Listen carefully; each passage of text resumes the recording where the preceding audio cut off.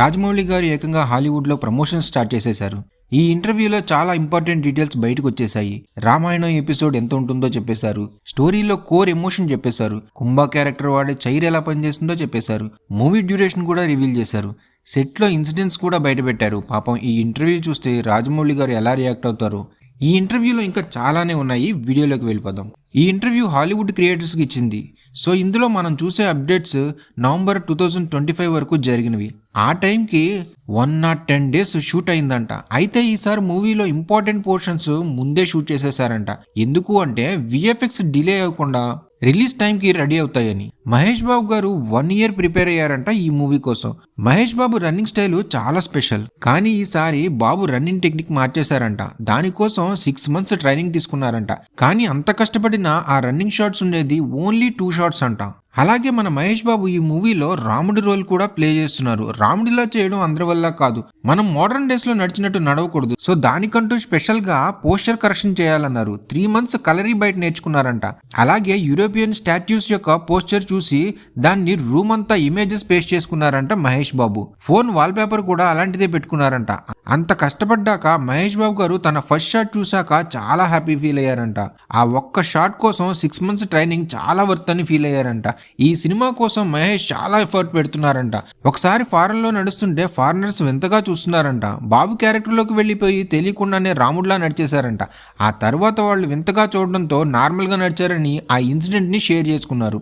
And వారణాసికి sequel ఉంటుందా అంటే లేదని క్లారిటీ ఇచ్చేశారు రాజమౌళి గారు. వారణాసి కథ అనుకున్నప్పుడు 2 parts గా చేద్దామని అనుకున్నారంట. కానీ చాలా తొందరగా ఆ ఐడియాని డ్రాప్ చేసుకుని 3 hours లోనే మూవీని చెప్పేద్దామని ఫిక్స్ అయ్యారంట. అండ్ ఈ 3 hours లోనే 25 minutes రామాయణ ఎపిసోడ్ ఉంటుందంట. ఆల్సో మూవీ జానర్ కూడా రివీల్ చేసేశారు. ఈ మూవీ ఒక action, adventure, mythology and time travel elements తో ఉంటుందంట.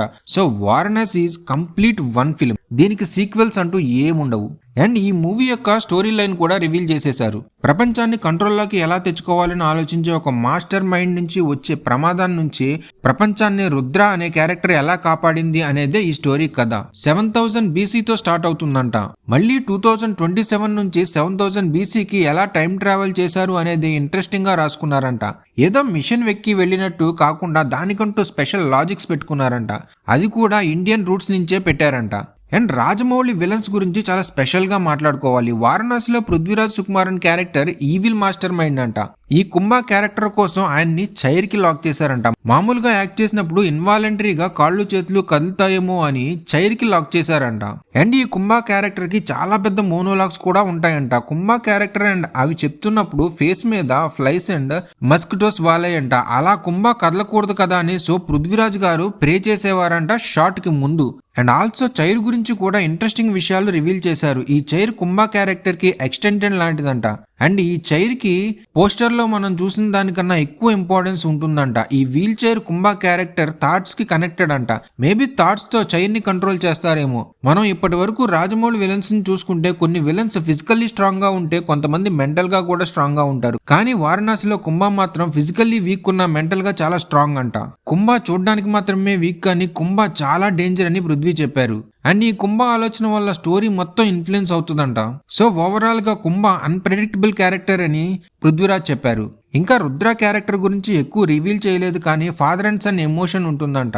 కాకపోతే ఫాదర్ అండ్ సన్ 2027లో రుద్ర అండ్ ఫాదరా లేకపోతే రామాయణంలో రాముడు అండ్ దశరథుడా అనేది డౌట్ ఉంది. 25 minutes ఉండే రామాయణ ఎపిసోడ్స్ లో ఇన్ని ఎమోషన్స్ ఎక్స్ప్లోర్ చేయగలరో లేదో మోస్ట్లీ 2027లో రుద్ర అండ్ ఫాదర్ క్యారెక్టర్ మధ్యలోనే ఉంటుందని అనుకుంటున్నారు. ప్రియాంక చోప్రా మందాకిని రోల్ కి ప్రియాంకని ఎందుకు ఎంచుకున్నారో తెలుసా? ఈ మూవీలో ప్రియాంక చోప్రా క్యారెక్టర్ చాలా వల్నరబుల్ గా ఉంటుందంట. సో ఆ ఎమోషన్స్ ని పర్ఫెక్ట్ గా చూపించగలిగే యాక్ట్రెస్ ప్రియాంక చోప్రానే అని movie team fix అయ్యారంట.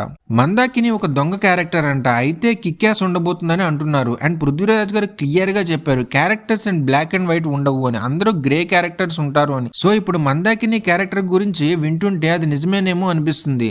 And Rajamouli గారు హాలీవుడ్ రేంజ్ లో ఈ సినిమాని చేస్తున్నారు. సో సాంగ్స్ ఉండవేమో అని చాలా మంది డౌట్ లో ఉన్నారు. కానీ వారణాసిలో నాటు టైపు సాంగ్ ఉండబోతుందంట. ప్రియాంకని సెలెక్ట్ చేసుకున్నప్పుడు ఆమెను జక్కన్న అడిగింది ఏంటంటే నాకేమైనా మంచి సాంగ్ చేసి పెట్టండి అని. కానీ తర్వాత సాంగ్ కి రిహార్సల్ చేస్తున్నప్పుడు తెలిసిందంట ప్రియాంక చోప్రాకి రాజమౌళితో ఎలా ఉంటుంది అనేది. కానీ ఆ సాంగ్ చాలా బాగా వచ్చిందని ప్రియాంక చోప్రా చెప్పారు. ఈ సినిమా కోసం 1 year పాటు రిహార్సల్ చేశారంట. ఇంపార్టెంట్ సీన్స్ అన్ని ముందే అన్ని క్యారెక్టర్స్ తో సహా రిహార్సల్ చేసి షూట్ చేశారంట. సో దానివల్ల సెట్ కి వచ్చేసరికి అవన్నీ పర్ఫామ్ చేయడం అండ్ షూట్ చేయడం చాలా ఈజీ అయిపోయిందంట. మరి అంత ప్రీ ప్రొడక్షన్ రిహార్సల్స్ అని ఇంతలా పోటీపడి యాక్ట్ చేస్తుంటే షూట్ ఎందుకు త్వరగా అవ్వడం లేదు అని మీరు అనొచ్చు. పృథ్వీరాజ్ గారు ఒక బ్రిలియంట్ లైన్ చెప్పారు. వారణాసి రాజమౌళికి మాత్రమే కాదు, ఇండియన్ సినిమాకి మోస్ట్ అంబిషియస్ ప్రాజెక్ట్ అని చెప్పారు. అంత వైల్డ్ స్లింగ్ ఈ మూవీకి రియల్ అని. ఒక డైలాగ్ చెప్పాలంటే ఒక ఏనుగుల గుంపు ఒక ప్లేస్ నుండి కదిలే వరకు వెయిట్ చేసి అవి వెళ్ళిపోయాక ఆ షార్ట్ గ్యాప్ లో డైలాగ్స్ చెప్పేవారంట. ఎవ్రీథింగ్ ఈజ్ యానిమల్ డిపెండెంట్ అని చెప్పారు. ఒక్కోసారి అక్కడెక్కడో యానిమల్స్ పరిగెడుతుంటే ఇక్కడ వీళ్ళ ప్లేస్ లో చిన్న షేక్ వచ్చిందంట. ఆ లెవెల్లో వైల్డ్ ఎక్స్పీరియన్స్ దొరికిందంట వీళ్ళకి. లిటరలీ ఒక్క షాట్ రావడానికి ఒక రోజంతా కష్టపడి చేసిన రోజులు ఉన్నాయంట. అయితే రోజుకి 94 టేక్స్ చేసినా సరే షాట్ కరెక్ట్ గా రాలేదంట. సో నెక్స్ట్ డే చేద్దామని అప్పుడు షూట్ కి ప్యాకప్ చెప్పేశారంట. లిటరలీ ఫుడ్ తినడానికి 5 మినిట్స్ గ్యాప్ కూడా లేదంట బాబ్ అండ్ పృథ్వీరాజ్ గారికి. లిటరలీ ఒకరోజు కూడా రాజమౌళి గారు వేస్ట్ చేయరు అని పృథ్వీరాజ్ గారు అన్నారు. మామూలుగా ఒక మూవీ స్కేల్ ని ఎలా కంపేర్ చేస్తారు, బడ్జెట్ తో కదా, కానీ ఈ మూవీ స్కేల్ ని ఇమాజినేషన్ స్కేల్ ఎంత ఉంది అనే దాన్ని చూసి కంపేర్ చేయాలి అని అన్నారు. రాజమౌళి గారు ఒక మాట చెప్పారంట, నీ స్టోరీ ఎంత రూటెడ్ ఉంటుందో మూవీకి అంత గ్లోబల్ అప్పీల్ ఉంటుంది అని. అందుకే మన రూట్స్ నుంచి స్టోరీ తీసుకున్నారు. వారణాసి అని పేరు కూడా పెట్టారు. అలానే ఏఐ గురించి అడిగితే మేము ఏఐ ఎక్కడా వాడలేదు, మీరు చూసిన టీజర్ చేయడానికి మాకు 1 year పట్టింది, విఎఫ్ఎక్స్ ఆర్టిస్ట్ చేశారు అని రివీల్ చేశారు జక్కన్న. ఏఐని నేను ఒక అసిస్టెంట్ లా మాత్రమే చూస్తాను అని చెప్పారు. సో ఇది వారణాసి గురించి ఇంట్రెస్టింగ్ విషయాలు.